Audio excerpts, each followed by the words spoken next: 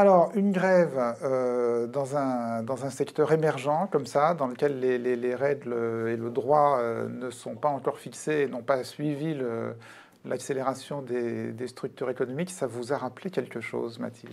Ben oui, ça m'a rappelé la révolte des Canuts en 1831.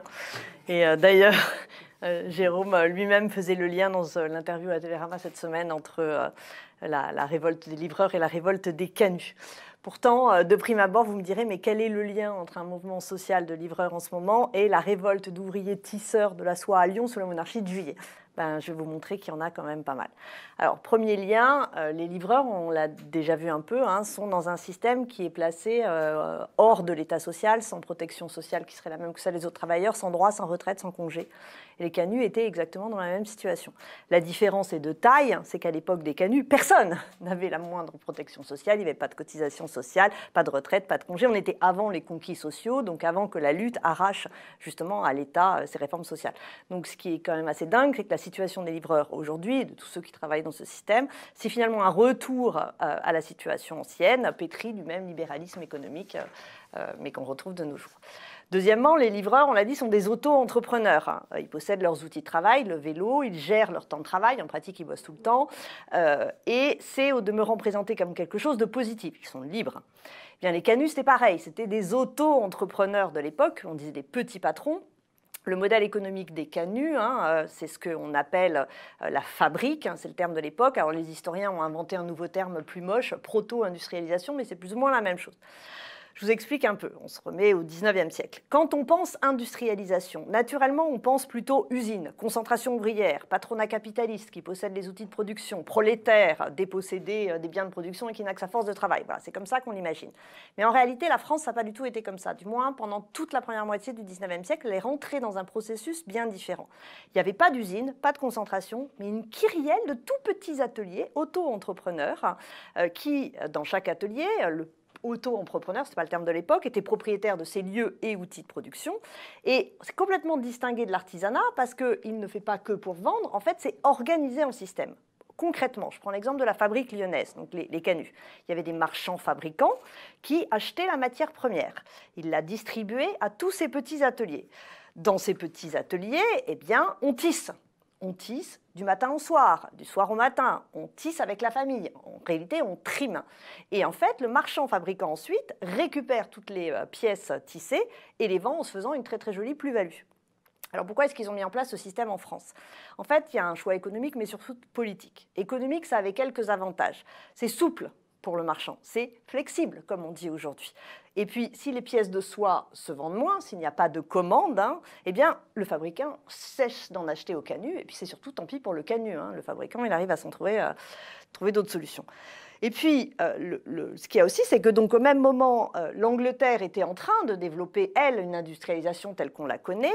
Et en fait, l'Angleterre va devenir un modèle repoussoir pour la France. Parce que l'Angleterre, avec ses grosses usines, avec ses concentrations, voit naître le mouvement ouvrier, voit naître des grèves, voit naître des revendications et doit appliquer une politique sociale. Or ça, en France, on n'en veut pas. Et on pense que la proto-industrialisation va protéger la France, va empêcher les ouvriers, comme ils sont atomisés en petits ateliers, beaucoup à la campagne qui plus est, ne vont pas pouvoir s'organiser, ça va limiter la revendication. En fait, il y a une volonté d'assurer une conflictualité sociale minimale, ce que l'on retrouve aussi dans le cas des plateformes de livreurs. C'est beaucoup plus facile de baisser le prix des pièces dans un système de type proto-industrialisation ou Uber que dans le système de concentration plus classique. Beaucoup plus facile d'imposer des horaires de travail très importants, 15 à 18 heures pour les canuts, heureusement un petit peu moins pour vous, mais enfin c'est quand même 7 jours sur 7. Et c'est d'autant plus pervers que l'on dit que c'est le canut qui choisit de travailler autant. Mais il est coincé parce que de toute façon il est payé à la pièce et donc plus il bosse, on l'a vu, plus il bosse, plus il gagne. Donc il n'a pas trop le choix. Et dans ce système, le marchand capitaliste n'a absolument pas à se préoccuper des conditions de travail, de vie du canut, ça ne le regarde pas. Et par-dessus le marché, comme à l'époque, beaucoup de ces tisseurs étaient en fait des paysans, c'était un job d'appoint, puisqu'à côté de ça, ils avaient la ferme avec les vaches et tout ça.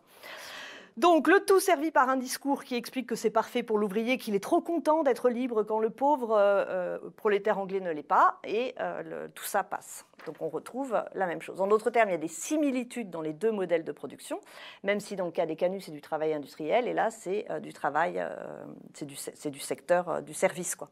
Mais on a, dans les deux cas, importance du temps de travail, soumission à la conjoncture économique, un outil de travail à la charge des travailleurs, donc les réparations ou les pertes, dans votre cas, à la charge du travailleur.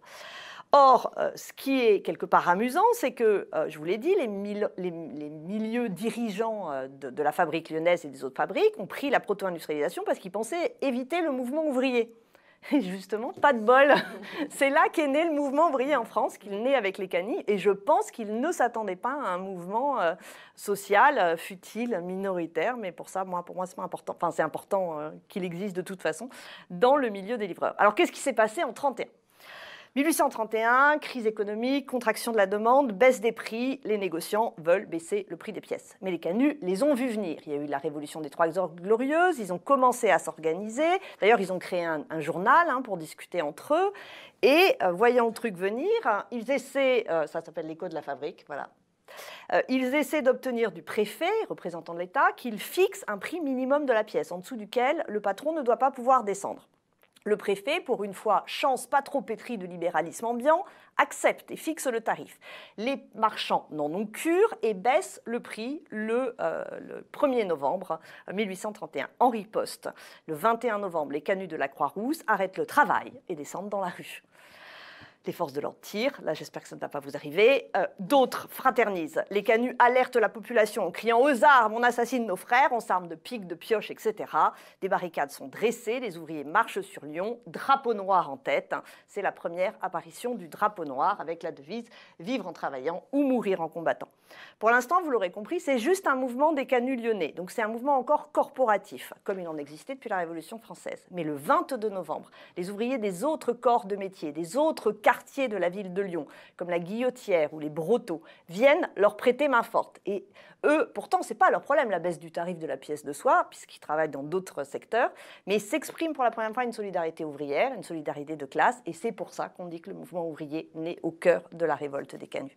Le 23, les ouvriers sont maîtres de la ville, ils s'installent à l'hôtel de ville et réfléchissent à un monde meilleur.